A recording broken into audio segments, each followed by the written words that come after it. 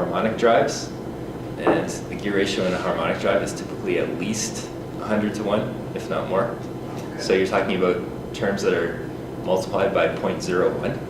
So it's pretty safe to ignore them. I mean, oftentimes in engineering you ignore things when they're 10 times smaller than something else. And with harmonic drives, those terms are typically 100 times less than the main diagonal terms. So we're very safe ignoring them in this situation.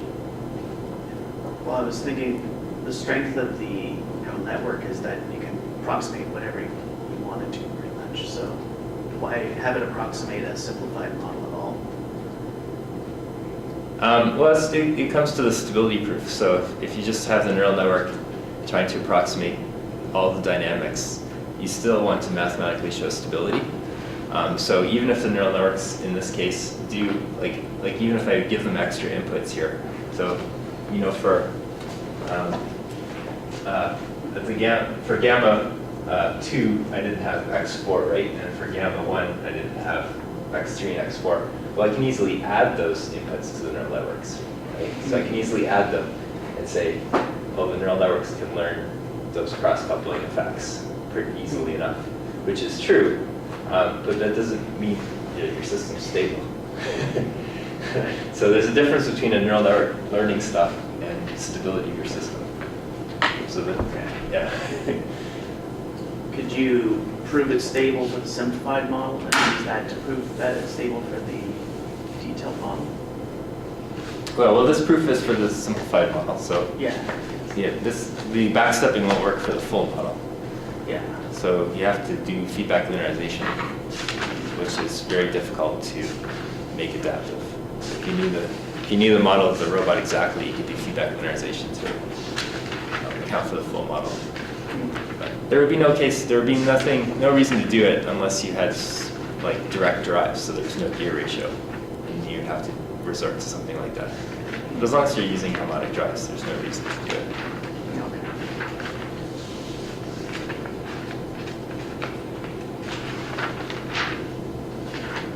So you can get very, so even though the CMAC has these approximation errors, like we have these little approximation errors in here, so the CMAC doesn't approximate the nonlinearities exactly, or it's not capable of exact approximation.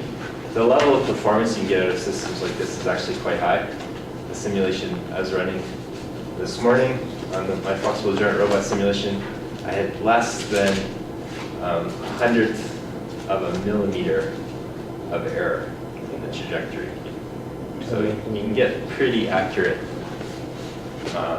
And that wasn't with high gains either. I mean, it was just using low gains. I was relying on the learning capabilities of the CMAC. It wasn't relying on like large feedback controls or anything. So, you can get really accurate performance with these kind of systems.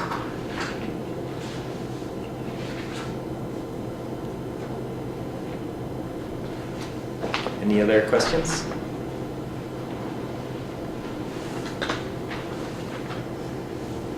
Okay, so 2 weeks from now, you have your seminars. So basically, remember in the seminars, you want to be,